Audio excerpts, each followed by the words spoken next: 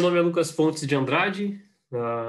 Eu fui diagnosticado autista aos 20 anos de idade, depois de muita coisa, depois de passar por dezenas de médicos, fazer centenas de exames. Eu finalmente cheguei ao diagnóstico.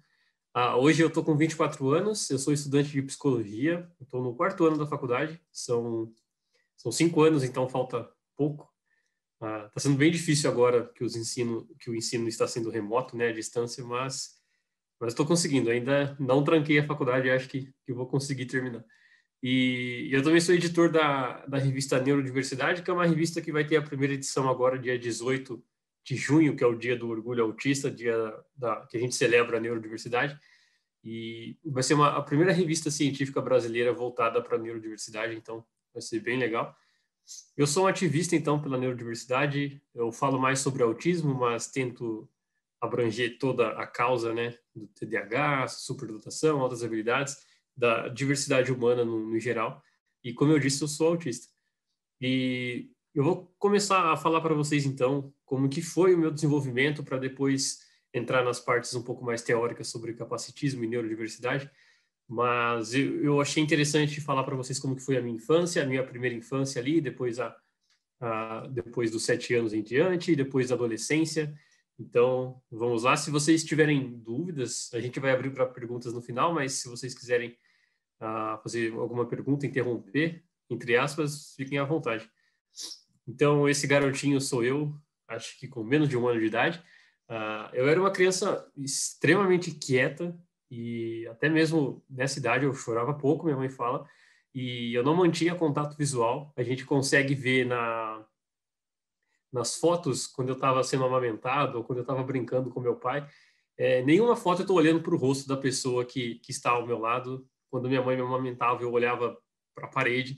E isso é algo que eu mantenho até hoje, assim. Essa questão do contato visual é algo que eu não costumo fazer. E é interessante diferenciar o que é manter o contato visual do que é olhar para o olho.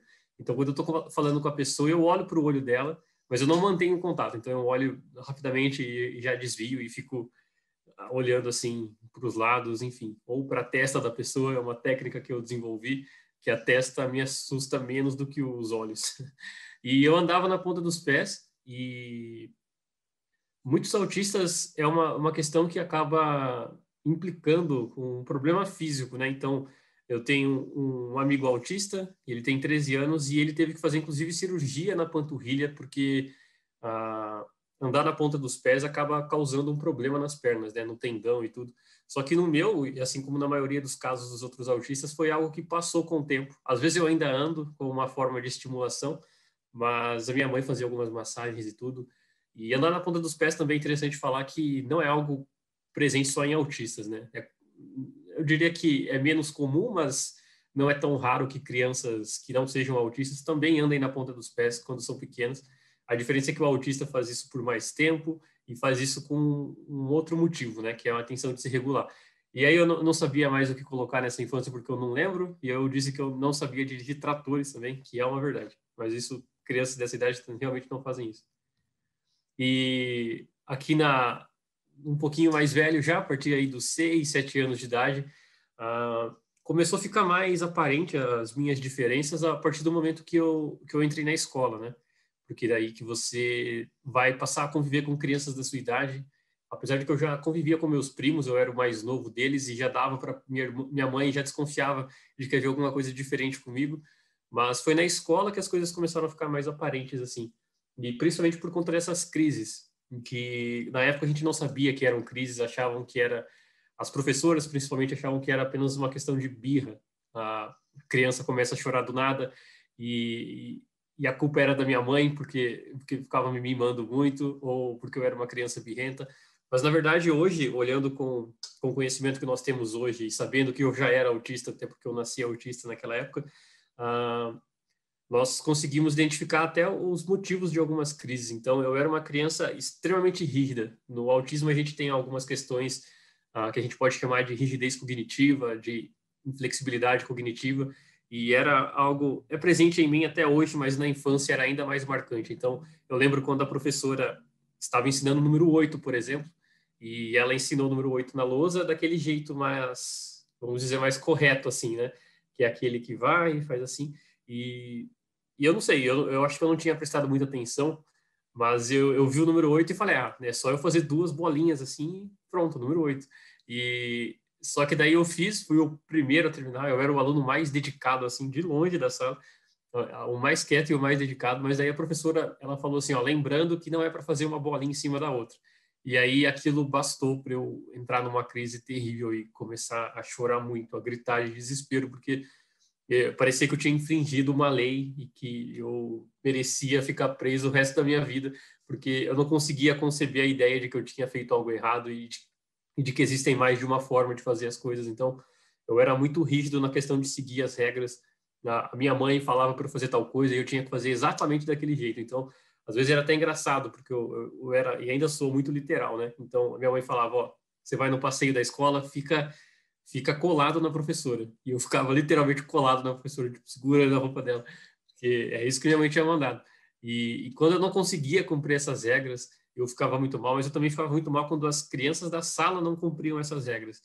E a professora saía da sala, era quase certeza que eu teria uma crise, porque ver as crianças bagunçando, ver elas fazendo coisas que não deveriam, me deixava muito agitado. E essas crises, elas eram bem intensas na infância, o que a gente pode chamar de meltdown, que é aquela crise mais explosiva. No autismo, a gente pode dividir basicamente em três tipos de crises, né? O meltdown, que é essa crise mais explosiva, o shutdown, que é uma crise mais, diremos assim, que introspectiva, de desligamento, e tem também a ressaca social, que é o cansaço que se dá após a sociabilização. E na infância, então, era mais essa crise do meltdown, que era mais explosiva e que era vista como birra, né? E a dificuldade na socialização também ficou bem marcante nessa época da infância, porque eu não tinha amigos quando eu era criança, e a não ser a minha irmã e um primo mais velho, porque eu simplesmente não conseguia socializar com as outras crianças da minha idade na escola. A professora até falava, vai lá brincar com eles, mas parecia que era um outro idioma, parecia que era seres de outra espécie, assim, sabe?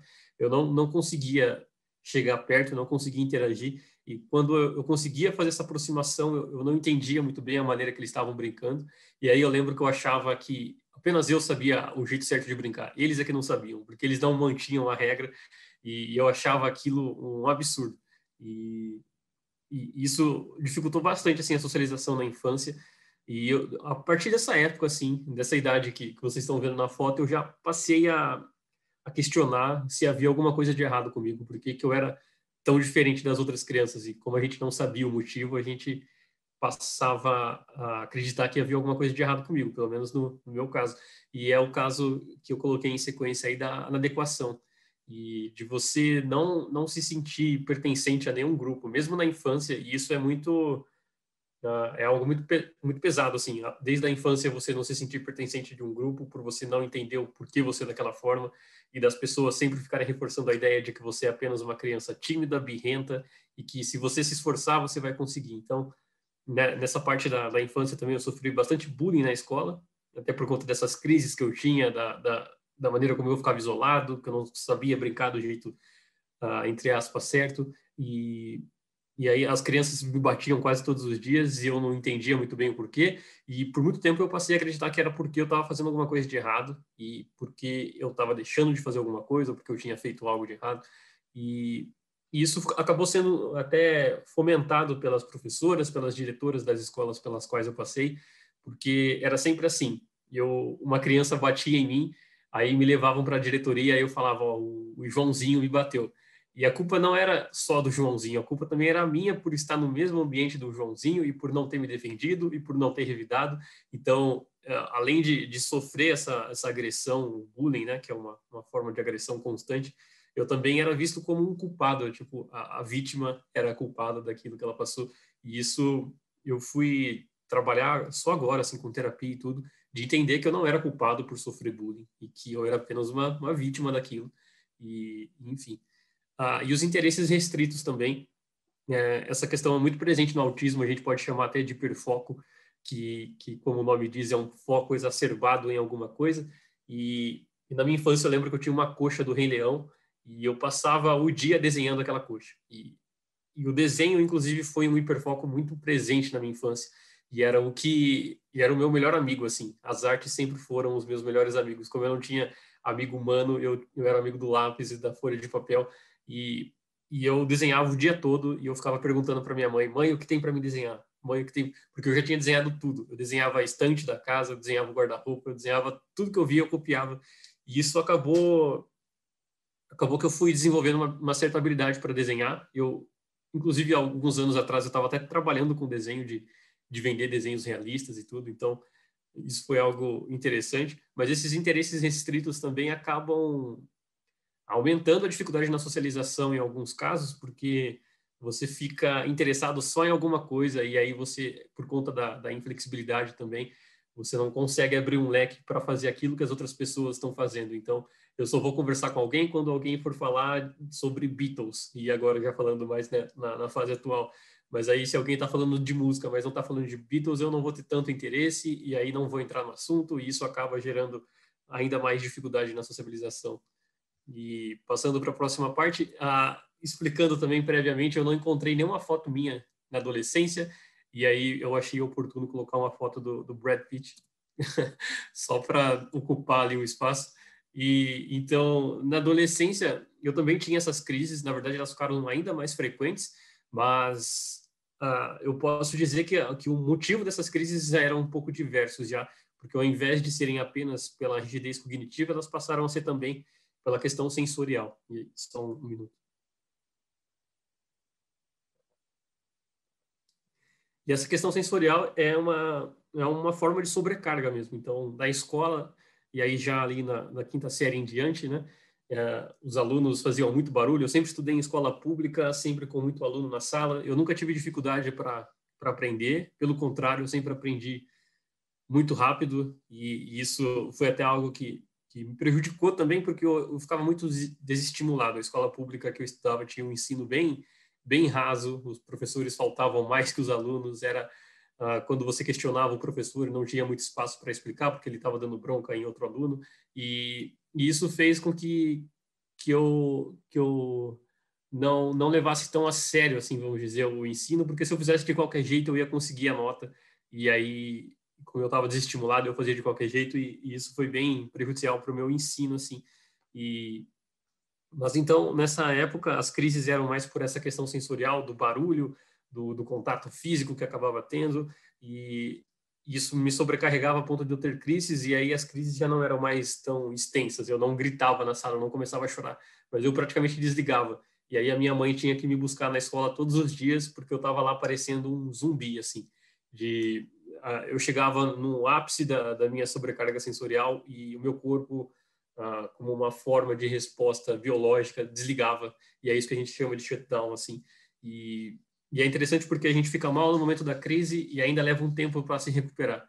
Só que como eu ia para a escola todos os dias, eu não tinha esse tempo para me recuperar. Eu tinha uma crise na segunda e na terça eu tinha que voltar para a escola, e como a gente não entendia que era uma crise, a gente entendia que era só um cansaço, e na minha cabeça eu pensava assim que todo mundo sentia aquele cansaço, mas eu era o mais fraco deles, por isso que eu não conseguia e eu tinha que me esforçar mais e mais. Então, além dessa questão física, sensorial, tinha a questão psicológica de eu acreditar que todo mundo era assim, até porque eu não sabia que eu era autista e achava que todo mundo passava pelo mesmo que eu, mas que só eu sentia aquilo daquela forma e que era uma culpa minha. Então, eu era o fraco que não conseguia fazer as coisas como os outros. E o isolamento social também tem uma questão que as pessoas confundem muito no autismo, que é a gente precisa ficar sozinho para ter essa recuperação. Então, ficar sozinho é algo que eu vejo como bom, mas é diferente de quando a gente precisa ficar sozinho, de quando a gente fica sozinho porque não tem outra opção. E na escola, nessa fase, foi o que aconteceu. Assim, o isolamento social é algo que vocês estão praticando na pandemia, mas para mim está sendo muito fácil essa parte, porque eu pratico já faz 24 anos da minha vida. Então, eu sou expert em isolamento social. E, e na escola, nessa fase, foi bem presente essa questão assim de não ter amigos e acabar optando por ficar sozinho, porque sempre que eu tentava uma aproximação era uma lástima, era tentativas frustradas, e eu falei, então tudo bem, eu vou ficar sozinho mesmo, e vou ficar no meu mundo, desenhando e escutando música. Nessa época eu passei a me interessar muito por música, e aí o hiperfoco mudou dos desenhos para música, e eu aprendi a tocar diversos instrumentos, e minha maior paixão da vida é a música, e tanto que eu coloquei ali as habilidades em áreas específicas, é mais nessa questão assim de facilidade para aprender a tocar instrumentos, de conhecer a história da música, de várias bandas, e é algo que eu sou fascinado até hoje. E também nessa época, a questão da depressão, recebi o diagnóstico de depressão antes do diagnóstico de autismo, também aos 20 anos de idade, mas essa depressão não foi algo que eu passei a ter aos 20 anos, era algo que já estava presente, aí conversando com a psicóloga e com o psiquiatra, desde ali do fim da minha infância até o início da adolescência, quando a gente reavaliou como era o meu dia a dia nessa fase, a gente já podia detectar uma certa depressão que foi se agravando depois com o tempo. Mas essa questão do isolamento social, do isolamento ao todo, do bullying e principalmente dessa inadequação, e de eu ficar me autocobrando sobre essa questão de todo mundo é assim, só porque então só eu não consigo, e isso acabou gerando uma depressão, uma ansiedade, e foi uma fase muito difícil.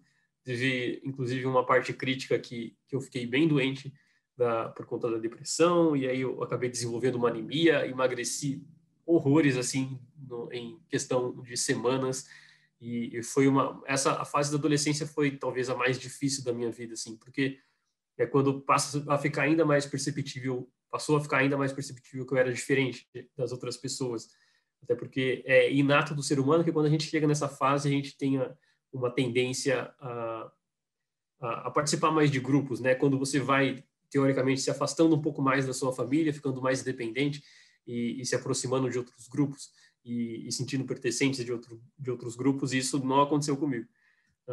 Então, passando para a próxima parte, que foi o pós-diagnóstico, que foi quando eu cheguei no diagnóstico.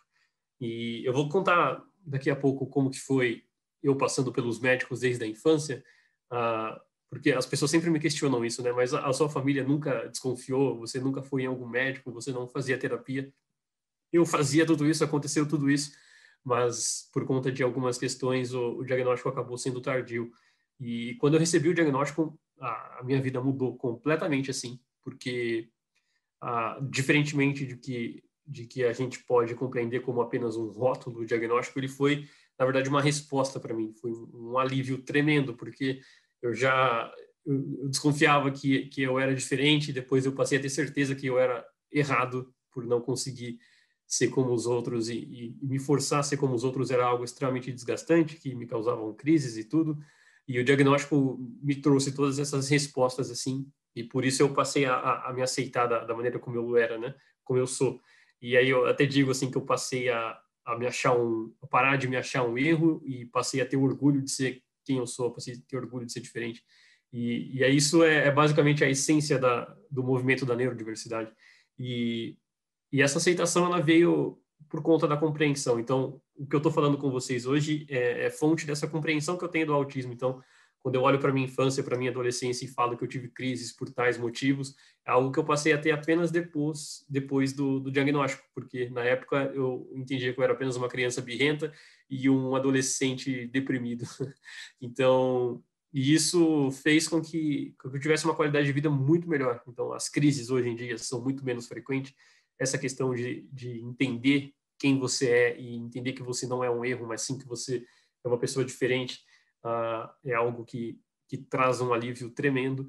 E também a questão do pertencimento. Hoje em dia eu tenho vários amigos autistas e isso faz toda a diferença na minha vida, porque eu me sentia um alienígena na Terra, porque eu acreditava que só tinha eu daquele jeito. E aí saber que não, que existem várias outras pessoas e que o mundo não é feito de pessoas iguais, mas sim de pessoas totalmente diferentes uma da outra. E que mesmo assim, a partir dessas diferenças, existem pessoas mais semelhantes que se adequam num grupo que seria, por exemplo, o grupo dos autistas, das pessoas neurodiversas, e esse pertencimento faz toda a diferença, assim. E agora, então, falando sobre os motivos do diagnóstico tardio, são vários, né? E algum deles são mais, perdão, e algum deles são mais acentuados, assim. Então, a menor culpa que eu coloco por conta do diagnóstico tardio é do desconhecimento dos familiares, até porque se hoje em dia a gente ainda tem um conhecimento baixo sobre o autismo, há 20 anos atrás, há mais de 20 anos atrás, era ainda menor. Então, o autismo ainda hoje é visto dessa forma, mas antes ainda mais, que era aquela questão de a pessoa autista é aquela criança que não fala, aquela criança que se bate, que é agressiva, que é aquilo que a gente via nas novelas, que a gente via em filmes como Rayman, como, enfim, Gilbert Grape e vários outros filmes que tratavam o autismo sempre dessa forma mais da pessoa mais debilitada, incapaz e que precisava de um suporte muito alto. Então, o autismo sequer entrou em cogitação na minha família. E os professores também, aí eu acredito que os professores, mesmo naquela época, já deveriam ter um conhecimento mais amplo, assim, e de não tratarem o aluno que era diferente do padrão da sala como algo errado e que precisava se adequar, mas sim como algo que precisava de adaptações e tudo. E porque eu era visto como eu me destacava como sendo o aluno mais dedicado, o aluno que fazia a lição da maneira mais correta possível, mas também eu era visto como um aluno mais problemático, porque eu tinha aquelas crises e as professoras não sabiam como lidar, porque eu sofria bullying e não reagia e as professoras não sabiam como lidar. Eu lembro inclusive de uma vez que o menino levou uma cinta na escola. Eu nunca apanhei dos meus pais, mas eu já apanhei de cinta na escola. E aí a professora ficou muito brava com aquilo e ela segurou o menino na minha frente e falou para eu dar um soco na barriga dele para revidar. E eu entrei em pane naquele momento, assim, porque eu falei, meu Deus, eu sei que isso é errado, mas a professora está mandando e se eu não obedecer a professora é errado. E eu simplesmente, assim, deu tela azul em mim e eu não sabia o que fazer. Mas eu não dei o soco. E, enfim, mas esse foi um momento marcante assim na minha vida porque eu fiquei num dilema e travei total. Então as professoras tinham muito essa questão de acabar colocando a culpa em mim também, por eu não conseguir interagir, por eu ter essas crises e não tinha essa compreensão das professoras. E quando a minha mãe questionava, elas diziam que eu era apenas tímido. E eu passei por uma psicóloga na infância e ela disse também que eu era apenas uma criança muito obediente e tímida. Então era vista apenas como uma questão mais de personalidade, não como um possível diagnóstico. Ninguém nunca levantou essa hipótese diagnóstica na minha infância. E os profissionais da saúde, que eu coloco 80% ou mais da culpa nesses profissionais da saúde, porque desde a infância, a minha mãe, ela levava eu aos médicos por conta dessas crises, por conta dessa inadequação, e questionava o que é que havia de errado comigo. E os profissionais não conseguiam chegar, muito por conta da ideia que esses profissionais possuíam e ainda possuem, infelizmente, de procurar algo físico. Então, eu fazia exames neurológicos, eu fazia exames endócrinos e apontava algumas questões assim, mas que não eram suficientes para serem o resultado da minha queixa, né? Então, eu fui tratado durante a infância e durante a adolescência como uma criança que tinha crises semelhantes à convulsão, mas eu nunca convulsionei, mas eu tomava anticonvulsivos, eu tomava antidepressivos, mas esses profissionais sequer levantavam a hipótese diagnóstica de autismo ou de qualquer outro transtorno como ansiedade e depressão, e porque eles procuravam apenas algo físico. Então, se não era algo aparente, se não era algo detectável nos exames, era era uma questão que eu tinha que melhorar por mim só mesmo. E, e era engraçado também porque na adolescência eu passei a tomar muitos medicamentos e chegou uma fase que eu tomava mais de 10 por dia e era assim, passava um remédio, um medicamento e eu não melhorava, ou o médico colocava outro a mais, ou ele aumentava a dose. E aí eu ia ficando cada vez mais dopado, assim, né? Então, minha adolescência eu me transformei num zumbi. E foi isso. E isso acabou mudando só depois do diagnóstico, tanto que quando eu recebi o diagnóstico, eu passei de tomar 10 remédios por dia para tomar apenas um, que é o que eu tomo hoje. E isso faz toda a diferença também. E, e eu coloquei ali atrás, nos profissionais da saúde, essa questão do capacitismo, que a gente pode ver na sociedade, no senso comum, mas também, infelizmente, nos profissionais, né? E então, explicando, eu não sei se todas vocês têm a compreensão do que é o capacitismo, até porque é algo ainda desconhecido. Quando a gente escreve capacitismo, por exemplo, no Word, vai aparecer a linha vermelha embaixo de como uma palavra errada, uma palavra que não existe ainda, porque ela ainda não é algo comum no nosso dia a dia, não é algo conhecido. Ah, eu acho que tem um microfone ligado. Não sei.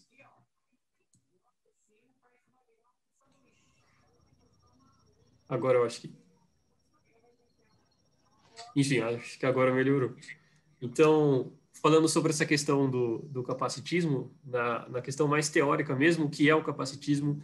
Ele é uma preconcepção sobre as capacidades que uma pessoa tem ou não devido a uma deficiência. Então, quando você fica sabendo, por exemplo, que o filho da sua amiga é autista, e aí você começa a predeterminar tudo que você acha que ele é capaz ou não de fazer.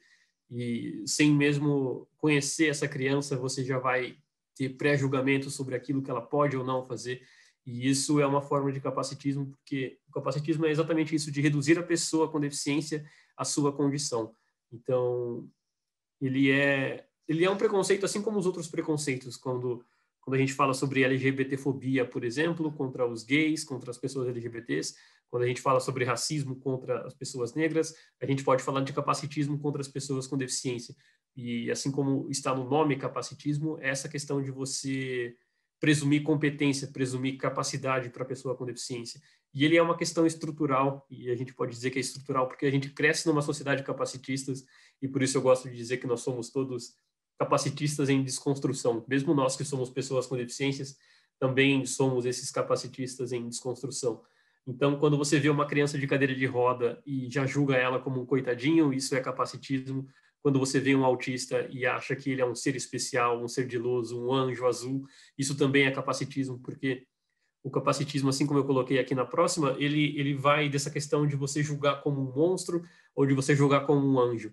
E então, você vê um autista e achar que ele é um coitado, ou ter, de certa forma, até medo por presumir que ele é uma pessoa agressiva, é capacitismo, assim também como é capacitismo quando você exalta essa pessoa apenas por conta do diagnóstico. Então, quando as pessoas olham com um ar de piedade, quando olham e te falam que você é um anjo azul, no caso do autismo, ou quando falam que uma criança com síndrome de Down é um anjo especial, você está resumindo essa criança à sua condição e exaltando ela. E essa exaltação da deficiência, ela ocorre por falta da aceitação da pessoa com deficiência. Então, eu não consigo aceitar essa pessoa como ela é, então eu vou ter que exaltar ela ao nível de anjo, ao nível de ser especial, ao nível de uma pessoa que vem para a Terra apenas para me trazer ensinamentos. Quando não, quando as pessoas com deficiências estão na Terra pelo mesmo motivo que você, porque ela nasceu e um dia ela vai morrer. E simples assim, nós não estamos aqui para tornar as pessoas sem deficiências pessoas melhores. Nós estamos aqui porque nós somos pessoas como qualquer outra, né? E, e essa parte é sempre dessa questão da aceitação. Então, essa exaltação você tira a humanidade da pessoa e também tem a questão mais de fácil compreensão, que é utilizar como ofensa. Então, no nosso dia a dia, a gente tem diversas questões que podem ser vistas como capacitistas no nosso vocabulário. E como, por exemplo, falar que você deu uma de João sem braço é um termo capacitista. Quando você fala que vai fingir demência para escapar de alguma situação. Quando você fala que aquela pessoa está parecendo um autista, porque a pessoa acabou cometendo um erro, está sozinha no canto. Ou quando diversas outras colocações que remetem a pessoas com deficiência, seja numa questão do neurodesenvolvimento ou uma questão física, ele é capacitismo porque acredito eu que a grande maioria das pessoas não façam isso como uma forma de ofender a pessoa com deficiência, mas ao você falar, por exemplo, que aquela tal pessoa que acabou de cometer um erro, ela se comportou como um autista, você está simplesmente colocando em palavras aquilo que você pensa. Então, você encara o autismo como um erro, você encara pessoas autistas como pessoas que só cometem erros e que só ficam sozinhas, e por isso que você coloca essa expressão quando você vê alguém cometendo erro, quando você vê alguém isolado. E o mesmo vale para questões de fingir demência, de João sem braço e tudo, porque a deficiência é visto como algo errado, e aí você usa ela para ofender. Então, quando você chama alguém de retardado, de autista, com uma maneira pejorativa de querer ofender aquela pessoa, é porque você está usando algo que você acredita ser muito ruim. Então, eu acredito que o autismo é muito ruim, eu acredito que uma pessoa com deficiência intelectual é algo horrível e por isso eu vou usar isso para ofender aquela pessoa. E isso é uma colocação capacitista. Então, o capacitismo ele vai dessa questão do monstro, de você usar a deficiência para ofender, e também dessa questão do anjo, que você exalta a pessoa com deficiência por não aceitá-la como ela realmente é. E existe também o capacitismo na ciência, né? Até porque, como eu falei, é uma questão estrutural, e se a gente for olhar na história, Tem alguns livros muito legais que eu recomendo, como, por exemplo, um livro que o Michel Foucault escreveu. Eu acabei esquecendo de colocar aqui como referência, mas é um dos livros que trouxe maior compreensão para mim sobre essa questão da história da loucura, assim, que ele fala basicamente de como a loucura foi encarada ao longo da história da humanidade. Então, antigamente, mesmo antes de Cristo, as pessoas que possuem algum transtorno mental que hoje a gente pode compreender como esquizofrenia, por exemplo, que tem alucinações, que tem alucinações visuais e auditivas, elas eram vistas como os sábios, as pessoas que ficavam andando pela rua falando sozinho. E inclusive tem uma curiosidade nessa parte, porque as pessoas diziam que essas pessoas que falavam sozinhos, que tinham alucinações, elas eram abençoadas pelo Deus da Lua. E por isso que até hoje a gente fala que as pessoas vivem no mundo da Lua quando estão desatentas e tudo, por conta desse tal Deus da Lua que abençoava essas pessoas. Então, a loucura ela era vista como uma bênção e depois ela passou a ser vista como uma possessão demoníaca, aí jamais na Idade Média, como algo horrível e que era um castigo divino, independente do Deus, seja o Deus cristão ou o Deus de outras religiões. E depois, com mais compreensão de que aquilo era uma questão diversa, ainda assim as pessoas com deficiências eram vistas como algo a ser corrigido ou então algo a ser isolado, e aí a gente pode ver antes do movimento antimanicomial como que eram os manicômios. A gente teve aqui no Brasil o Hospital de Barbacena, onde a gente pode inclusive chamar de Holocausto brasileiro, porque milhares de pessoas com deficiências eram assassinadas e viviam em condições horríveis, de terem que dormir uma em cima da outra para não morrerem de frio, e eles andavam nus e recebiam comidas horríveis. Então, é algo muito pesado, mas que a gente tem que olhar porque é algo recente, e por ser algo recente, é algo que implica na ciência e na estrutura social até hoje, porque as pessoas com deficiências ainda são vistas como uma pessoa inferior por conta dessa questão histórica, onde nós sempre somos vistos como pessoas inferiores, e por isso que a gente busca esse empoderamento. E os termos capacitistas na ciência, é interessante a gente diferenciar de termos que realmente existem e que podem ser encarados como termos capacitistas, como, por exemplo, quando a gente chama autistas de alto funcionamento. Esse alto funcionamento é algo que sempre me incomodou. Eu seria caracterizado como um autista de alto funcionamento, mas eu odeio esse termo, porque alto funcionamento nada mais é do que a pessoa que se aproxima mais da normalidade. Então, como eu tenho uma fala fluida, como eu consigo expressar as minhas ideias, eu sou um autista de alto funcionamento. Mas se as pessoas me vissem 4 anos atrás, quando eu não conseguia expressar muito bem minhas ideias, quando eu tinha mais crises, eu não seria um autista de alto funcionamento, porque eu, teoricamente, não funciono da maneira esperada. Então, alto funcionamento nada mais é do que uma pessoa que não parece deficiente, uma pessoa que se parece normal. E esse funcionamento, então, nada mais é do que um termo de quase normal, vamos dizer assim. Um autista de alto funcionamento poderia receber um rótulo de um autista quase normal. E por isso que eu detesto esse termo. E também porque nós não somos máquinas para ter alto ou baixo funcionamento. E se existe autistas de alto funcionamento é porque existem, teoricamente, autistas de baixo funcionamento, quando isso não é verdade. Existem autistas com outros tipos de funcionamento. Então, não existe o correto e o errado, não existe o baixo e o alto funcionamento. E existem também alguns outros termos capacitistas que alguns profissionais se utilizam, mesmo eles não existindo. Então, algo que vem, perdão, algo que tem entrado bastante em moda agora, ultimamente, é a questão do sair do espectro, né? O autismo, ele é é um espectro, as pessoas precisam de menos suporte ou de mais suporte, por isso que ele é um espectro, porque não há nenhum autista igual ao outro. E alguns profissionais passaram a usar o termo sair do espectro como uma forma, basicamente, de falar de cura sem falar tão diretamente. Então, quando a criança sai do espectro, basicamente é a mesma coisa que ela deixou de ser autista. E isso não existe. Mas as pessoas ainda usam esse termo capacitista porque ele acaba sendo mais lucrativo, porque ele acaba atraindo mais mães que acabaram de receber o diagnóstico do filho e acham que o autismo é algo que deve ser superado. Então, quando eu vejo que não existe uma cura para o autismo, mas eu vejo alguns profissionais falando que existe a possibilidade de sair do espectro através das terapias, é esses profissionais que as mães vão procurar e esses profissionais que vão exigir um custo altíssimo, mas que as mães, infelizmente, acreditam que é a única saída. E aí a culpa não é nem tanto das mães, porque elas querem o melhor para o filho e elas, infelizmente, acabam entendendo que o melhor para os filhos é que os filhos sejam o menos autistas possíveis. E, infelizmente, há profissionais que fazem isso, que eles buscam, através da terapia, principalmente através da terapia comportamental, adequar essa criança a algo que eles acreditam ser o ideal, que seria a normalidade. E aí não é uma crítica nem específica apenas à terapia comportamental, inclusive é a que eu mais gosto, como um futuro psicólogo, acredito que eu vá trabalhar nessa área também. Eu gosto bastante também da humanista, do Carl Rogers e tudo mais, mas é como as pessoas se utilizam dos mecanismos da terapia behaviorista, né, da comportamental, para tornar o autista o menos autista possível, e isso é muito prejudicial.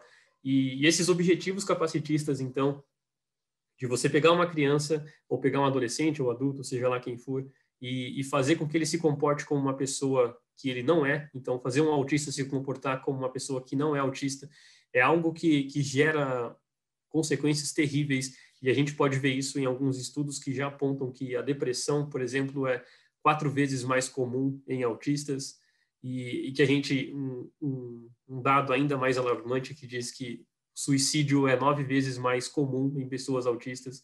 Então, pessoas autistas ou pessoas com outras deficiências neurológicas, elas vivem, inclusive, têm uma média de vida inferior às pessoas que não possuem, porque principalmente por conta da questão do suicídio, que é algo extremamente presente. Então, isso é um dado muito alarmante, né? O suicídio é uma das principais causas de morte no mundo todo, e quando a gente olha para os autistas e vê que isso é 9 vezes mais comum ainda, é algo assustador. E esses objetivos capacitistas dos profissionais que veem o autismo, por exemplo, como um erro a ser adequado, é algo que é um dos principais fatores para esse alto número de suicídio. E todos esses objetivos capacitistas, esses termos, eles partem do mito da normalidade, né? De você diferenciar a pessoa normal do anormal, e isso vem de toda a história da humanidade, e de você usar sempre a normalidade como um parâmetro para designar o que é certo ou errado. E aí é importante a gente lembrar que é, que é, que é essencial até em muitos casos você ter um parâmetro do normal. E aí, quando a gente fala de psicologia, então a gente entende que existe um padrão de comportamento, e de quando a pessoa se desvia muito desse comportamento, a gente pode dar um diagnóstico, por exemplo, de autismo, de TDAH. Então é importante você ter um padrão da maioria das pessoas, e para compreender nem tanto o que é normal, mas que é o padrão, para saber quando alguém desvia desse padrão. Mas você, a partir do ponto que você tem o diagnóstico de autismo, de TDAH, de altas habilidades, você ficar usando o padrão de normalidade como aquilo que a pessoa deve alcançar, esse é o problema. E esse mito da normalidade, dessas frases bonitinhas de que somos todos normais, isso é algo muito prejudicial, porque nós não somos todos normais, e essa normalidade que a sociedade impõe é algo inacessível, é algo muito cruel, principalmente para essas pessoas que são ainda mais diferentes, para os autistas, para as pessoas com TDAH e tudo mais. E viver na busca dessa normalidade para se encaixar num padrão é algo que acaba gerando depressão, suicídio, e que foi o que aconteceu comigo antes do diagnóstico. Eu ficava tentando entrar nesse padrão da normalidade, porque eu acreditava ser uma pessoa como as outras, e isso acabou gerando consequências bem ruins. E então, como que o capacitismo implica na minha vida, como vocês puderam ver na questão do diagnóstico tardio, porque o capacitismo, infelizmente, ele não está apenas no senso comum, né? Eu lembro de ir a médicos neurologistas, e eu levava a suspeita do autismo porque eu já havia lido um artigo sobre síndrome de Asperger na época, que hoje em dia é um termo que não está mais em uso, né? Porque hoje é tudo dentro do espectro autista. Mas aí eu lembro que eu questionei o médico sobre a possibilidade do Asperger, porque eu me identificava muito com aquela síndrome, e o médico disse que não, porque se eu havia entrado na sala dele, eu não era autista, porque autistas não falam. E isso é algo absurdo de ser dito por alguém leigo, e quando é dito por um médico passa a ser até quase que criminoso, assim, porque ele está colaborando para o sofrimento daquela pessoa da qual ele deveria ajudar a curar, ajudar a melhorar. E, e eu ouvi coisas bizarras de médicos, assim, quando eu levava essa possibilidade do Asperger, do autismo. Teve uma psiquiatra que me falou que se eu fosse autista, eu não saberia tocar violão, eu só seria obcecado por violão, mas não teria a capacidade de tocar. E essas outras questões extremamente capacitistas de você encarar a pessoa com deficiência, encarar a pessoa autista como um ser inferior que não vai conseguir fazer coisas, e de quando ele consegue fazer é porque ele deixou de ser autista, é porque ele não é autista realmente. E então o capacitismo implicou diretamente na questão do meu diagnóstico tardio, dessa questão das pessoas me verem como uma pessoa quase normal e de acharem que eu não precisava receber um diagnóstico que explicasse essa diferença. E os questionamentos, a indiferença e a falta de inclusão ocorrem muito também. Os questionamentos partem sempre das pessoas que me conhecem meio por cima e que não convivem comigo. Então, pessoas que veem palestras minhas ou que assistem às lives que eu faço, veem as minhas postagens, sempre parte aquele questionamento de, então você é um autista bem leve, né? Ou então você é só um pouco autista, ou então todo mundo é um pouco autista. Essa é uma das frases que eu mais odeio na minha vida, quando as pessoas dizem que todo mundo é um pouco autista, porque não tem uma maneira pior de relativizar as dificuldades que um autista passa, você dizendo que todo mundo é um pouco autista. Então, quando a gente olha e vê que o suicídio é 9 vezes mais comum, quando a gente olha e vê que quase todos os autistas passaram por depressão, e aí a gente vê uma pessoa que não é autista, que não passou por todas essas dificuldades, dizendo que também é um pouco autista, é algo cruel, assim, algo que nos revolta bastante. E além de ser algo capacitista também. E a questão da indiferença e a falta de inclusão também. É uma questão que eu estava conversando com a Márcia, inclusive ontem, né, Márcia, que o diagnóstico, eu não vejo o diagnóstico como um problema, a não ser que ele esteja errado. Então, a criança fez uma bagunça, você vai lá e joga um diagnóstico de TDAH nela, sem ao menos investigar direito. Isso é muito horrível e infelizmente acontece. Mas quando o diagnóstico é feito de maneira correta, seja de TDAH ou autismo ou qualquer outra questão, condição, o que vai nortear a vida dessa pessoa que recebeu o diagnóstico é a maneira como as pessoas concebem o diagnóstico. Então, se você tem um aluno autista e você resume ele ao autismo, achando que ele vai precisar fazer tudo diferente ou que ele não vai ter competência para fazer aquilo que os outros fazem, você está resumindo aquela criança ao autismo e isso é muito ruim. Mas também é ruim o outro extremo de quando você é completamente indiferente. Você sabe que aquela criança é autista, mas você trata ela como se ela fosse só mais um aluno. Então, isso já aconteceu comigo na faculdade, por exemplo, uma professora, uma vez ela fez uma pergunta e eu respondi, e foi, modéstia à parte, uma baita resposta, assim, que era algo que eu estava empenhado, eu tinha lido, era para ler um capítulo, eu tinha lido o livro umas 2 vezes, o livro todo, porque eu estava hiperfocado no assunto, e eu dei uma baita resposta, assim, e ao invés dela analisar a minha resposta, ela só falou, parabéns, Lucas, viu como você pode responder? Porque eu era o aluno mais quieto na época, e então ela tipo, só exaltou a minha capacidade de responder e sequer ela prestou atenção no que eu tinha falado, por me ter resumido ao fato de eu ser autista. Mas acontece também a questão da indiferença de professores que sabem que eu sou autista, mas não se preocupam em fazer alguma adaptação, não se preocupam em saber se eu estou aprendendo daquela forma que ele está ensinando, porque me tratam como mais um aluno. Então, é muito dessa questão de não tratar com inferioridade, não resumir a pessoa com autismo, mas também, ou com outras condições, mas também não ser indiferente ao fato dessa pessoa ser um pouco mais diferente. Então, a gente tem que encontrar um equilíbrio nisso. E essa questão de ser resumido ao autismo é algo que é bem presente também na minha vida, porque eu tenho uma página no Instagram, principalmente, e um absurdo que aconteceu, eu tenho bastante seguidores, eu não esperava isso, e eu falo bastante sobre autismo, mas aí quando eu falo sobre algumas outras questões, as pessoas acham ruim comigo. Então, quando eu vou falar de Beatles, por exemplo, as pessoas vêm falar que é para mim falar sobre autismo. Então, parece que a pessoa com deficiência tem que falar apenas sobre a sua deficiência. E isso me recorda uma música do Emicida, que é um rapper que eu gosto muito, um músico brasileiro. Para mim é um poeta, assim, que ele fala que basicamente escutem o que eu falo e não as minhas cicatrizes, né? Que é essa questão de você não resumir a pessoa às suas dificuldades. E porque eu não sou apenas uma pessoa autista, eu sou uma pessoa autista que tem várias outras particularidades e, enfim, tem muita coisa para falar além de falar só apenas sobre autismo, e isso a todas as outras pessoas. Então, e isso é algo que a nossa sociedade faz muito, né, de rotular a pessoa e de resumir ela aquilo. Então, eu tenho uma amiga que é autista e ela é uma pessoa preta e sempre que chamam ela para falar sobre alguma coisa, é para falar sobre racismo.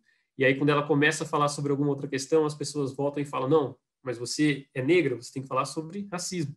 Então, quando uma pessoa LGBT vai falar e ela começa a falar sobre economia, as pessoas falam, não, mas você não é LGBT, não, você não é gay, você tem que falar sobre como é ser gay. Então, as pessoas querem limitar o que você fala, porque elas te resumem a sua condição, a sua orientação sexual, seja lá o que for.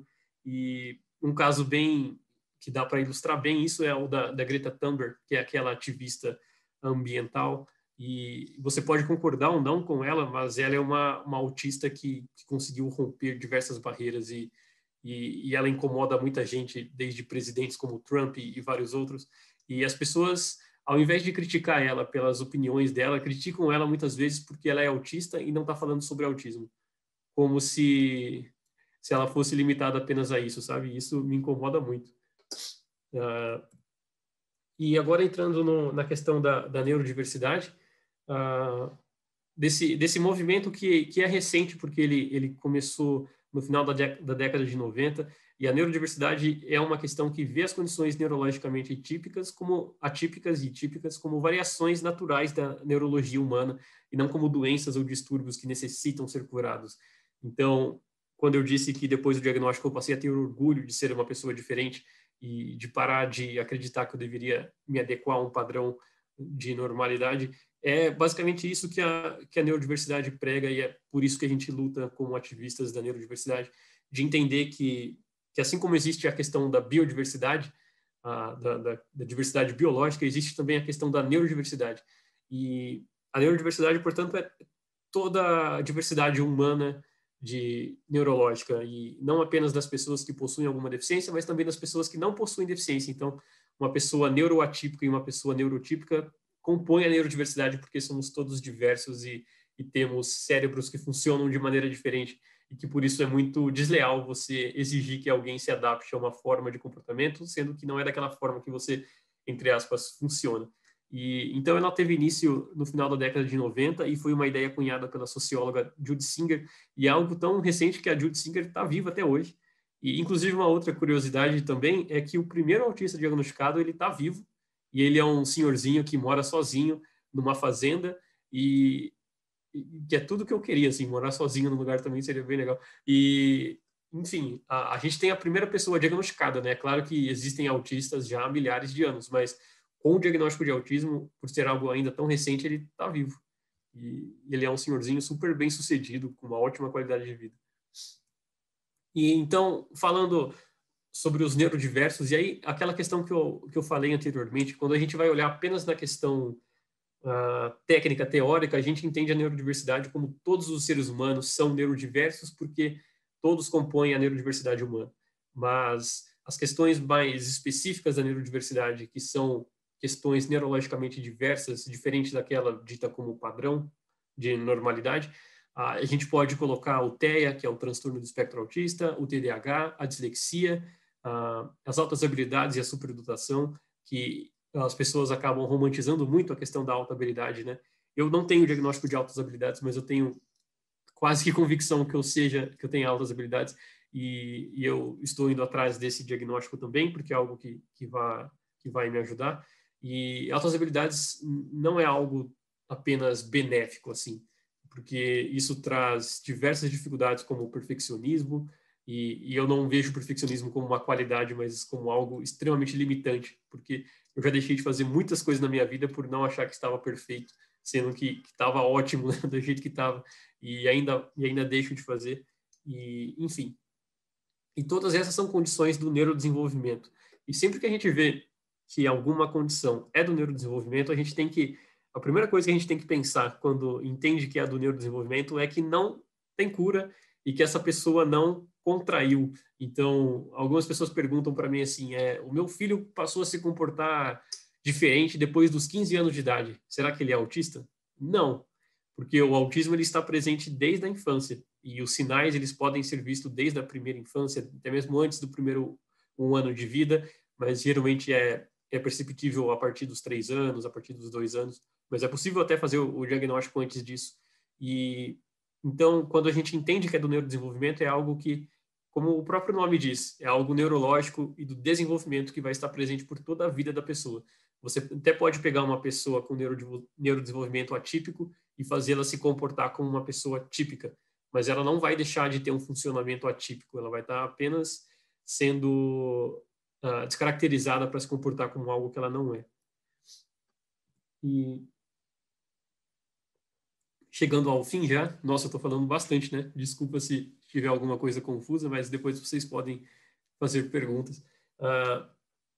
Então, depois do diagnóstico, depois da compreensão do que é capacitismo, do que é o movimento da neurodiversidade, eu acabei me tornando um ativista e esse ativismo, algumas das coisas que eu mais luto, e que não só eu, mas como várias outras pessoas aqui no Brasil e fora do Brasil, autistas ou de outras condições neurológicas, é que nós somos todos diferentes e que essa compreensão, a partir do momento que as pessoas entenderem que nós somos todos diferentes, vai ficar muito mais fácil, porque elas não vão exigir que a gente se comporte exatamente todos de uma mesma forma.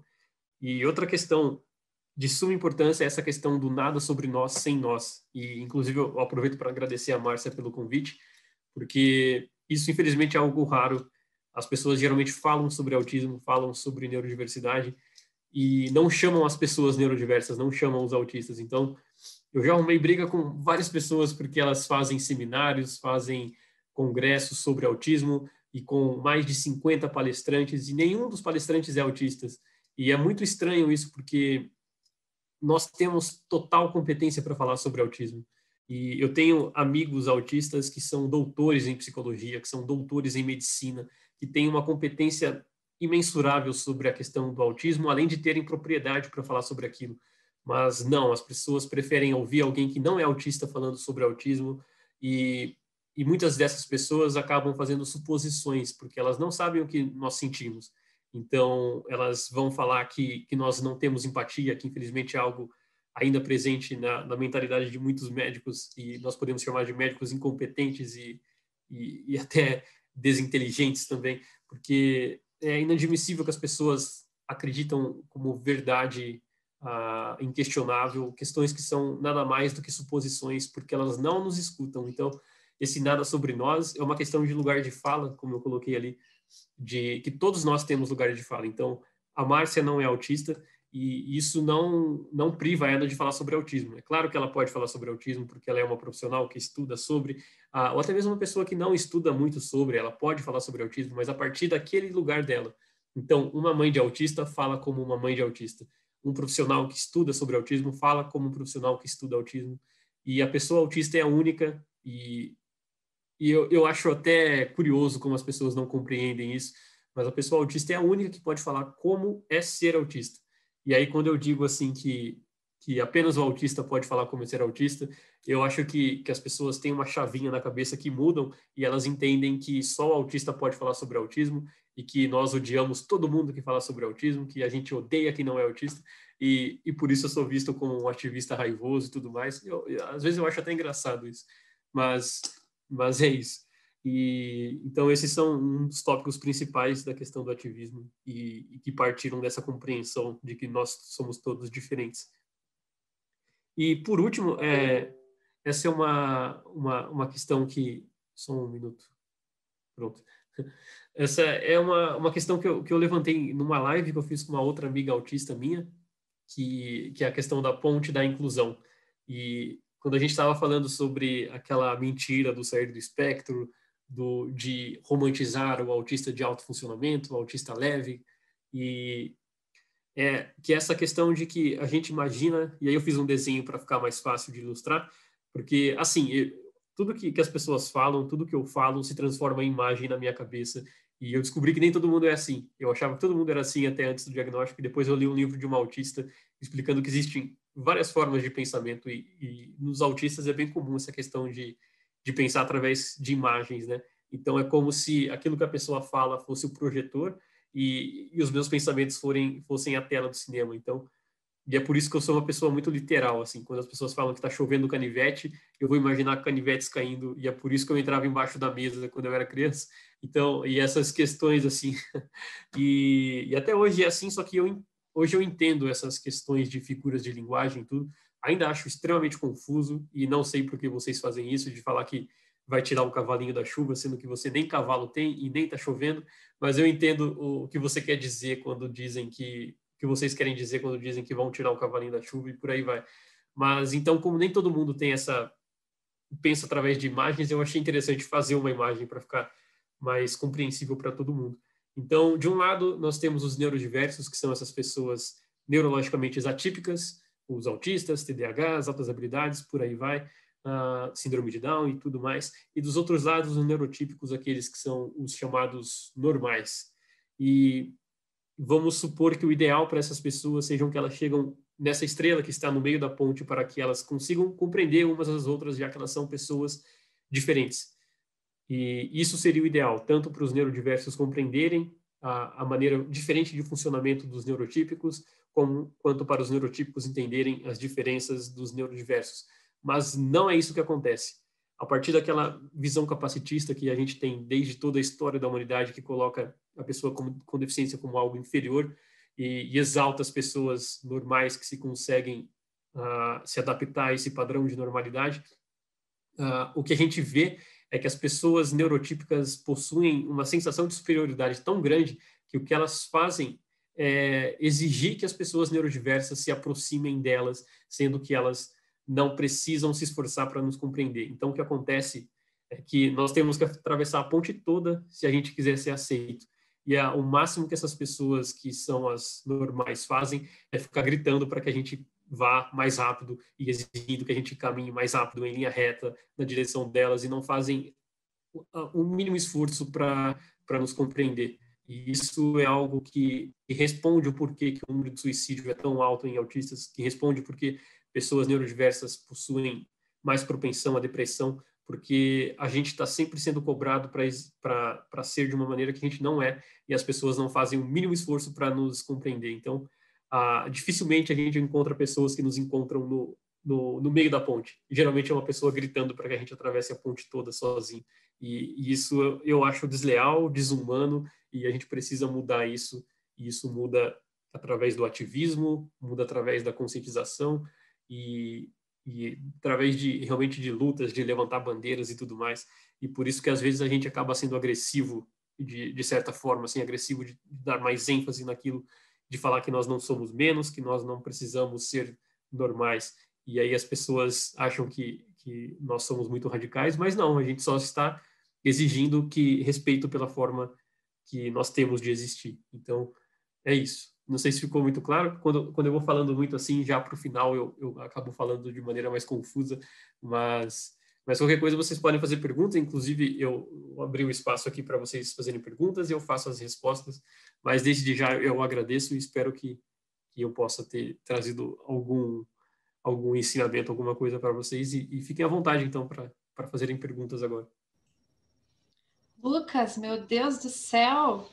Sabe quando você tá ouvindo um vídeo e pensando assim, meu Deus... Primeiro que, Lucas, eu quero conversar com você, que eu gostaria muito de colocar esse vídeo no YouTube, tá? Assim, essa aula no YouTube, e a gente vai conversar sobre isso, tá? Porque eu quero falar para o pessoal, vocês viram porque que eu quando eu achei, gente, assim, o movimento da neurodiversidade na internet, né? Eu estava pesquisando e de repente, sabe aquela coisa que você se depara na internet, assim, neurodiversidade, e eu fiquei assim uma noite inteira lendo sobre o movimento da neurodiversidade, assim, meu Deus, que coisa incrível.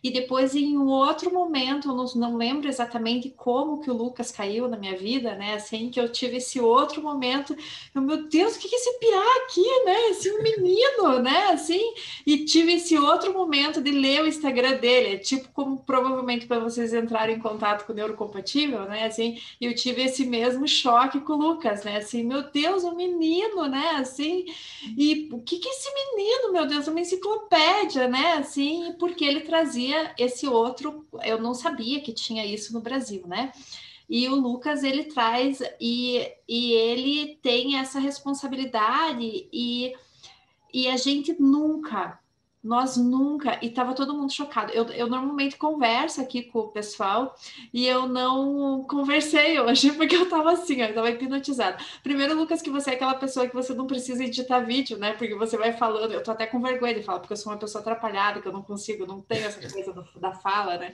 E o Lucas é a pessoa que você não precisa editar vídeo, não precisa fazer nada, né? Porque o Lucas vai falando, né? Assim, então o Lucas tem essa grande habilidade de fala, né, Lucas? Assim, é uma das tuas altas habilidades, mesmo, provavelmente é da fala mesmo, né? Assim, Obrigado. essa facilidade, né? Que você vai, a eloquência, né? Então, Lucas, assim, eu estava hipnotizada, nem acompanhei o pessoal, assim, meus alunos ficaram ali soltos, né, assim, a Ana e a Damari estavam ali, né, conversando com eles, não, só vi tava todo mundo assim, meu Deus, né. Não, Lucas, mas você nos deu um presente, porque é bem o que você falou. A gente vem médico, vem psicólogo, vem doutor, vem mas não, a gente não. Quando que a gente ia saber que uma criança chega e fala assim, não? Eu ia tentar conversar com meus amigos, eu ia tentar conversar, brincar com as crianças, mas eu queria que elas brincassem do meu jeito, né? Assim, e na tua percepção, esse era o jeito, né? E para nós neurotípicos, a gente diz que criança sem noção. Daí a gente bate nessa criança, porque para gente o legal é a gente sacanear a brincadeira. Mas para uma criança, né, para autista, tá errado, porque o certo é seguir a regra, né? E claro que não vai adaptar nunca. E imagine isso na adolescência mesmo, né? Assim, vai ser. E é bem o que você falou. E provavelmente, se o maior número de pessoas fosse neurotípica, fosse a criança atípica, né? Daí provavelmente ia ser mais fácil, porque todo mundo ia seguir a regra, né? Então a gente vai ser totalmente diferente mesmo, assim. Ana, você quer falar? Pode falar. Não, eu quero só um gancho nisso que você está falando, né, Márcia, que o Lucas contou tão bem. Mas primeiro, Lucas, estou emocionada aqui quando a Márcia falou, neurodiversity, palestrante surpresa, eu falei, nossa, ela foi lá e pegou e trouxe o Lucas para falar para a gente, né? Que maravilha, muito legal. Mas essa coisa da infância, né, que o Lucas estava contando e que a Márcia falou agora, dessa sutileza social, você não entende muito bem o porquê que estão brincando daquela maneira, se ninguém te explicou, né? É assim, assim, assim. Você acha que todo mundo está pensando igual, né? A Temple Grandin, num livro do Oliver Sacks, ela fala disso no Jardim de Infância. Gente, a Temple Grandin, ela é autista, ela é uma psicóloga, ela é uma bióloga, ela que fala sobre a máquina do abraço, né? Mas quando ela estava na escola, ela dizia que essa comunicação implícita que se dava entre as outras crianças que ela estava junto, ela achava que eles conseguiam fazer isso por telepatia. E ela não entendia como que isso se dava, porque ela pensava assim, para ela era diferente, né? E as pessoas não faziam como ela. Mas olha, é muito fantástico, né? Inclusive, tem alguns autistas falam isso, e é algo que eu pensava realmente, que parece que existiu uma reunião onde as pessoas estipularam como que elas iam se comunicar, todas essas regras implícitas que ficam nas entrelinhas, e a gente acabou faltando dessa reunião, e por isso que a gente está por fora de tudo isso, sabe? Então, é mais ou menos isso que tem pela telepatia, tem também... É muito legal, né? E quando falam do autismo como, né, assim, essa questão dessa dificuldade, né, dessa maneira diferente do implícito, aí a gente entende, né? E é muito bom ouvir as pessoas com autismo falarem justamente por isso, para a gente entender e conseguir entender como que né, essa diferença e como que é. E tem muita coisa que a gente aprende, né, com vocês, só com vocês. Muito legal. Sim. Obrigado. Gente, opa. Gente, vamos fazer uma coisa. Eu vou abrir para a Jéssica. Eu vou pedir, então, um favor, já que a gente vai colocar. Peraí, tô desmutada. Eu vou pedir uma gentileza para vocês. Já que a gente vai colocar vou tentar, né, conversar com o Lucas para a gente colocar essa palestra no YouTube. Vamos tentar fazer isso. E como a gente hoje tem uma questão do horário, tá? A gente só tem mais. A gente só tem mais 20 minutos, tá, gente, para a questão das perguntas agora. A gente vai fazer as perguntas bem focadas. Então, o que a gente vai fazer? As perguntas, elas têm que ser bem focadas para o Lucas e vocês vão fazer elas bem rápidas, tá? Vou abrir para a Jéssica. Então, elas têm que ser bem rápidas. Vamos fazer, assim, perguntas de 1 minuto e bem focadas. Lucas, para o Lucas responder, beleza? Vamos fazer bem focadinhas, tá bom? Obrigado pela pergunta também. Eu acho que muito dessa questão parte de um equívoco na compreensão de quando a gente fala que as pessoas devem ser incluídas. E aí também há um equívoco entre inclusão e inserção, né? Porque às vezes você pega uma criança autista, coloca ela na sala do ensino regular e acha que isso é inclusão, quando na verdade isso você está apenas inserindo essa criança autista, e quando não há nenhuma adaptação, quando não há compreensão dos colegas de classe e da professora que aquela pessoa é diferente, isso é apenas inserção e não inclusão. E o que a gente fala, inclusive esse assunto foi bastante levantado ano passado por conta de um projeto de lei que dava prioridade para os ensinos para as escolas chamadas de escolas especiais, como por exemplo a PAI e algumas outras, é que esse ensino mais específico, por exemplo, da PAI, ele ainda é necessário, eu entendo dessa forma, nem todos entendem assim, mas eu entendo que ele é necessário, só que ele não pode se tornar a única saída para todas as pessoas com deficiência. Então, tem muitos autistas que poderiam ser incluídos no ensino regular a partir de um esforço maior de políticas públicas, de conhecimento dos professores, e aí o problema não está só apenas na vontade dos professores, mas sim na grade curricular das faculdades, de cursos que a prefeitura pode disponibilizar, do governo e tudo mais. Então, o que a gente fala é que o ensino especial ele não pode se tornar a única saída para a pessoa com deficiência, porque o que iria acontecer caso aquela PL fosse validada seria alguns casos, por exemplo, que eu já vivenciei também, porque eu sou acompanhante terapêutico de outras crianças autistas, da criança autista está passando por dificuldade na escola porque não há inclusão e não há nenhum esforço para aquela criança ser incluída, e aí o que acontece é que eles mandam essa criança autista para a escola especial e acaba que a segregação, né, porque você coloca pessoas ditas normais de um lado e pessoas ditas anormais, neurodiversas do outro, simplesmente por essa questão de estar cada um com o seu qual ali, acaba que a segregação acaba sendo a única saída, e aí a gente regride lá para a idade medieval, quando a gente era separado em manicômios, quando existia escola para pessoas autistas e escolas para pessoas normais.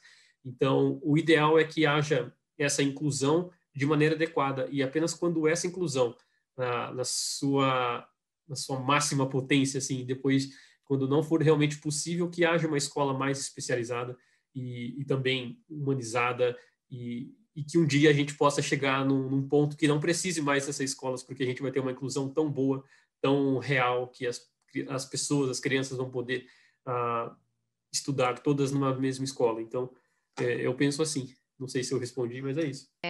Bom dia. Na verdade, eu queria colocar aqui, Márcia, quando você falou, na verdade, sobre a postura da professora, né, no caso da escola onde você frequenta, e aí eu trago um pouco que, às vezes, a escola também ela é colocada nesse lugar de que ela é rígida, quando, na verdade, é a própria postura do professor em si. Então, que eu trago aqui, na verdade, para a gente usar todo esse exemplo que o Lucas, né, toda essa história maravilhosa que o Lucas trouxe, para a gente olhar o nosso lugar como professor nisso tudo, né? Que, sim, como você disse, é muito difícil, mas a gente tem que fazer também o nosso papel. Então, por exemplo, dentro de uma escola Waldorf que você citou, a professora, ela tem a total liberdade de conduzir a sala.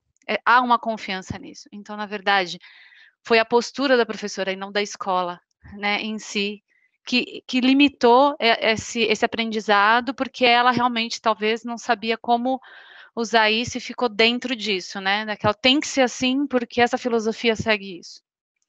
E aí eu vejo isso também dentro de qualquer escola, né, eu também fui jardineira Waldorf e eu também trabalhei na escola pública, e dentro da escola pública também, olhando a todas as diversidades, e principalmente quando eu estava trabalhando, eles abriram justamente isso, que todas as crianças tinham que ser inclusas, quando na verdade, como o Lucas trouxe bem, inserida, elas foram simplesmente inseridas. Eu tive uma sorte muito grande, né? Apesar de... eu tive 1 ano e meio de psicologia, e dentro desse 1 ano e meio de psicologia, dentro da minha faculdade de pedagogia, trouxeram vários diagnósticos não, né? Trouxeram várias, não sei nem como falar, e até peço desculpa se eu começar a falar algumas coisas que não, né, de um jeito que não deveria falar, né? Então, vários tipos de, acho que o Lucas falou um nome agora de síndrome de esqueci o nome. Mas vieram trazendo todas as síndromes e todas as possibilidades né, que as pessoas podiam ter dentro, que nós como professores poderíamos receber esses alunos. Só que, de fato, quando a gente está lá sentado, a gente, não, né, a gente presta atenção, mas enquanto não está na prática, enquanto não tem ali, a gente realmente não faz a mínima ideia, né? Então, quando aparece, e aí onde eu quero chegar quanto nós, professores, também estamos dispostos a olhar para isso e não jogar a culpa no sistema. A minha sala tinha 45 alunos, era incrível. A diversidade que não era diagnosticada, que não tinha um laudo, né, que a gente tinha ali e tinha que lidar com isso. Então, assim, eu realmente não vou conseguir abraçar o mundo inteiro, mas, assim, eu também acredito, e aí agora aqui compartilhando, não é nenhuma dúvida, na verdade, Lucas, é mais para dizer para você que eu, como professora, às vezes eu fico até emocionada, desculpa. Ai, gente, desculpa, eu também tô grávida, eu fico mais quente também.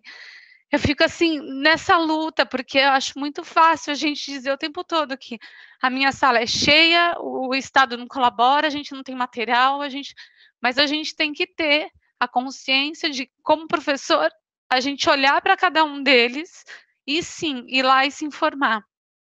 Então, assim, dentro de uma escola pública, a gente tem todo o sistema, mas a hora que fecha uma porta na nossa cara e fala, se vira, a gente tem também uma outra ferramenta, um outro caminho para ir buscar. Então, era mais disso, né? E até comentar que quando você fala assim, o diagnóstico me deu um alívio, né? Porque aí eu não sabia o que era, já foi tardio, né? Quando o Lucas comenta isso.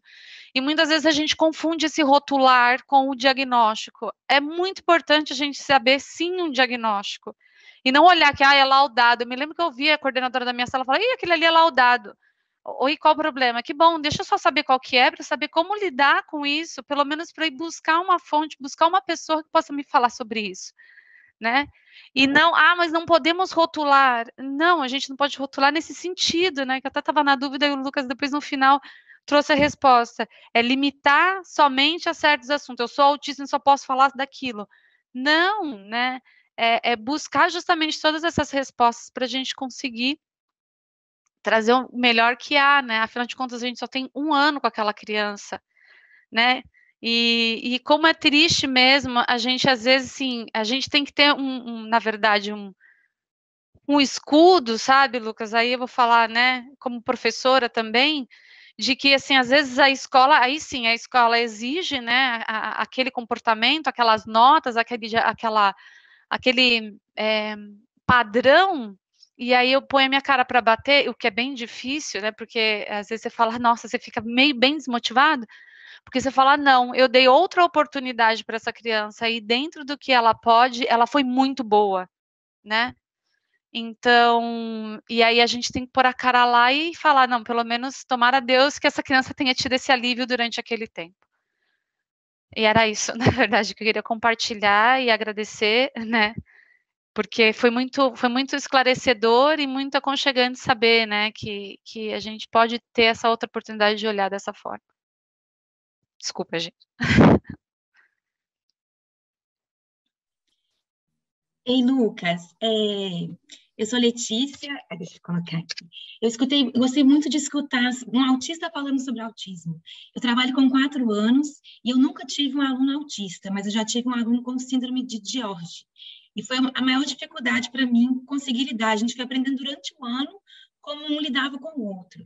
E aí, escutando a sua fala, eu quis muito escutar de você, se você pudesse voltar atrás. E hoje, com o conhecimento que você tem, de tudo que você já sabe, o que você gostaria que a sua professora tivesse feito? No sentido assim, quais os comportamentos, quais as atitudes, quais as dicas que ela poderia ter feito para te ajudar. Se você, Lucas Grande, pudesse voltar lá no ouvido da sua professora pequenininha, e falasse, professora, me ajuda nisso, o que você diria para ela? Porque eu tô com medo de passar algum aluno por mim e eu não entender, não conseguir ajudá-lo. Então, dá uma dica para mim, se eu tivesse uma criança como você, o que eu poderia fazer? Certo, não, essa é uma boa questão, assim, às vezes eu paro para pensar nisso, e até algo que eu acabo fazendo com outras crianças, né, porque eu sou acompanhante terapêutico de crianças autistas e eu me vejo muito nessas crianças e vejo como faz diferença ter uma pessoa tendo essa compreensão de que elas precisam de questões diferentes. Eu acredito que eu diria para a professora que para ela não me tratar como um outro aluno e também não me resumir ao laudo de autismo, mas porque saber o diagnóstico ele te norteia para saber como lidar com aquela criança, mas você também precisa entender que o diagnóstico não define a pessoa, que você vai ter 1 milhão de crianças autistas e todos eles, o autismo vai, entre aspas, se manifestar de maneira diferente, mas saber o diagnóstico vai te ajudar a nortear como saber lidar com aquela criança. E uma outra coisa que eu acho importante, que às vezes passa despercebido, passa como algo secundário, é que a professora ajude também, seja o intermediário, para que as crianças da sala compreendam que aquela outra criança autista é uma criança diferente. Porque muitas vezes eu vejo que apenas a professora tem a compreensão de que aquela criança é autista que aquela criança é autista e os outros alunos não sabem. E aí os outros alunos acabam exigindo isso, seja nas brincadeiras, seja na cobrança de porque ela demorou um pouco mais para aprender, ou porque aprendeu muito rápido, ou porque está fazendo de um jeito diferente. Então, hoje eu sou acompanhante terapêutico de um garotinho autista de 6 anos e as crianças da sala ficavam se questionando por que ele ficava usando abafador, por que ele era o único que podia sair da sala para caminhar, para se aliviar um pouco comigo, por que ele tinha uma pessoa do lado dele. Então, é importante que não só a professora tenha essa compreensão, mas que a professora também seja um meio intermediário de ajudar as outras crianças a entenderem que essa tal criança é diferente, sabe? Porque a inclusão está nisso também, não é a criança passar despercebida, é que ela tenha a sua diversidade pontuada, mas pontuada de maneira natural, pontuada de maneira como algo comum na humanidade. Então, eu acredito que isso.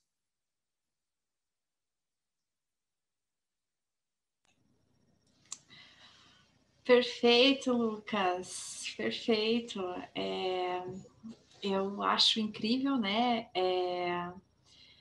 E eu queria só pontuar para vocês aqui, gente, assim, de tudo isso que o Lucas nos presenteou nessa manhã, né? Que a partir do momento que a gente olha aí e a neurodiversidade mesmo, né? O movimento da neurodiversidade, a base, a raiz do movimento da neurodiversidade, ela traz muito forte a psicologia evolucionista, né? Então, muitos dos autores, né, que defendem, também eles vão enraizar isso na psicologia evolucionista.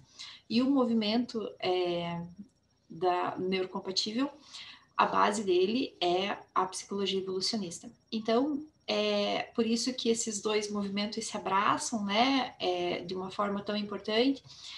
E quando a gente vai falar dessa questão de laudo, eu acho que a psicologia evolucionista nos traz isso, né? O disléxico, ele vai ter dificuldade de olhar as palavras porque ele tem a visão periférica muito avantajada. E não é porque ele tem uma falha na visão, é porque a visão periférica é avantajada. O TDAH, ele tem dificuldade, ele tem o dom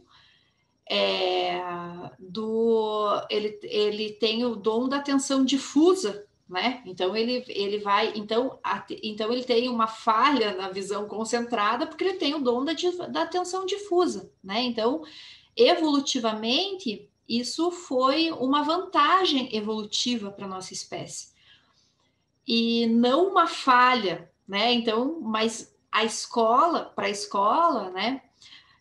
No autismo, eu sempre brinco, Lucas, né, que quem descobriu o fogo foi um autista, né, porque quem que ia ficar batendo 2 pedras, né, uma na outra, né, assim, né, Então, o autismo, o hiperfoco, né? A questão de seguir regras de uma coisa, não, como assim, né? Como brincar, né? Como que você está sacaneando a criança, né? Eu sempre brinco que as pessoas deixam a criança roubar na brincadeira, né? Assim, esse negócio, porque a criança autista não brinca, né? A autista não brinca, né? Não rouba na brincadeira, né? Mas a criança neurotípica rouba, né? Eu digo, deixa a criança roubar, né? Assim, com 7, 8, 9 anos de idade, ela para de roubar na brincadeira, né? E o pessoal fica, não, porque tem que ensinar, deixa a criança roubar, né? E já para a criança, né? Então a gente vai ter essas questões que são da infância mesmo. E são vantagens. Então, o autismo é uma vantagem evolutiva, né? E o TDAH é uma vantagem evolutiva. A deficiência intelectual é uma vantagem evolutiva, porque essa criança tem outros dons. Então, são grandes vantagens. Então, quando você tem uma criança com o laudo, essa é a grande diferença, essa é a grande sacada de você olhar um laudo como vantagem evolutiva. E aqui muda tudo, gente, porque quando você tem a psicologia evolucionista, você não vai olhar essa criança, você nunca mais vai olhar a criança como falhada, porque você vai olhar qualquer um ser humano como uau, né? Ela tem dislexia, mas a visão periférica dela é muito avantajada, por isso que para ela os símbolos dançam, ela olha um papel e os símbolos dançam, então ela vai precisar aprender a ler com a palavra inteira. Ela não vai mesmo ler o símbolo, né? Isso, uma criança disléxica provavelmente vai aprender a ler mais tarde. Ela não vai aprender a ler, a fazer silabação, né? Ela tem outra forma de leitura que dificilmente. Então, todas as questões são vantagens evolutivas que dificilmente a gente vai enquadrar, porque na psicologia evolucionista, a doença normalmente o que vai a diabetes é uma vantagem evolutiva. Por quê? Porque comer doce na nossa espécie não era mas isso traz mal para mas comer doce na nossa evolução não é. Ganhar peso, ser obeso é uma vantagem evolutiva. Por quê? Porque você ganhar massa, né? Mas hoje é um problema, porque a gente vive, mas isso foi uma vantagem evolutiva. Por quê? Porque ganhar peso. Então, assim, quando a gente muda essa visão, você altera para sempre. Você nunca mais vai ver uma criança como falhada, você nunca mais vai ver um ser humano como falhado. E você nunca mais vai olhar para você mesmo como falhado. Porque grandes coisas que você tem, que você até então achava que você era um problema, você também vai olhar para você com mais, entendeu, gente? Então, assim, só que então eu queria trazer isso para vocês, né? Finalizar, né? Agradecer você, Lucas, assim, muito obrigada. Eu acho que depois todos nós ficamos hipnotizados. Eu acho que realmente depois da sua aula aqui pra gente, depois da sua aula também, eu nunca mais sou a mesma. Depois do seu Instagram, Lucas, eu nunca mais fui a mesma também, né? Assim, você contribui muito para a humanidade, Lucas. As redes sociais, Lucas, trouxeram isso pra gente. Então, se antes a gente tivesse, não vou falar o nome, né, mas tem um médico aí, né, um psiquiatra que fica falando essas coisas, né, um neurologista, né, que fica falando essa coisa, tirar a criança do autismo, né, assim, essas coisas, assim, trazer para a normalidade, né. Eu sou super, né, mas e se antes a gente tinha essas autoridades, a rede social trouxe isso para a gente não precisa mais ter essas autoridades, a gente tem autoridades como você, e agora você vai se formar em psicologia e acabou, né, porque agora daí além de, se você já é uma autoridade, agora você é um psicólogo ainda por cima, essa autoridade, e acabou para essa gente, e quem está no curso do Neurocompatíveis, você, e não é essa autoridade. Então a rede social acabou para essa gente, né? Assim, nunca mais. E o movimento da neurodiversidade vem da onde? Da internet, né? Porque acabou, né? Acabou. Então, assim, as pessoas podem selecionar da onde foi. A gente não precisa mais de Rede Globo, de congressos, né? As pessoas selecionam, elas ficam mais inteligentes, né? Porque acabou para sempre. Não tem mais. O próprio Conselho Regional de Psicologia, que antes selecionava, acabou, se você puder. Então, a informação vai trazer isso para sempre, né, Lucas? Assim, não tem mais essa coisa, né? Então, eu acho que é isso, né, Lucas? Assim, quer apontar mais alguma coisinha, Lucas? Não, gostaria só de agradecer mesmo pelo espaço, pelo convite, e fico feliz que vocês tenham gostado. Essa questão que você falou da perspectiva evolutiva, eu acredito que seja isso mesmo. Até mais tendo a cautela, assim, de entender que as pessoas autistas, disléxicas, com TDAH, não são seres evoluídos no sentido de serem seres divinos e superiores, mas sim que essa questão evolutiva benéfica é mais no âmbito coletivo mesmo, né? Que é isso que você está falando, de como a diversidade é um bem para a sociedade como um todo, e por isso que a gente precisa compreender que somos todos diferentes e parar de tentar adequar todo mundo num padrão que é inacessível para muita gente.